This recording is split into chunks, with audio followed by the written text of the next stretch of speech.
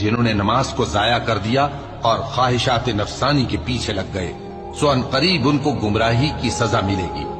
ہاں، جس نے توبہ کی اور ایمان لایا اور عمل نیک کیے تو ایسے لوگ بہشت میں داخل ہوں گے اور ان کا ذرا نقصان نہ کیا جائے گا،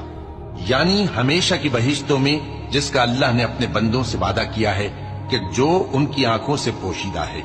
بے شک اس کا وعدہ نیکوکاروں کے سامنے آنے والا ہے، وہ اس میں سلام کے سوا کوئی بےہودہ کلام نہ سنیں گے اور ان کو صبح و شام کھانا ملے گا۔ یہی وہ جنت ہے جس کا ہم اپنے بندوں میں سے ایسے شخص کو مالک بنائیں گے جو پرہیزگار ہوگا۔ اور فرشتوں نے پیغمبر کو جواب دیا کہ ہم تمہارے پروردگار کے حکم کے سوا اتر نہیں سکتے۔ جو کچھ ہمارے آگے ہے اور جو پیچھے ہے اور جو اس کے درمیان ہے، سب اسی کا ہے، اور تمہارا پروردگار بھولنے والا نہیں، یعنی آسمان اور زمین کا اور جو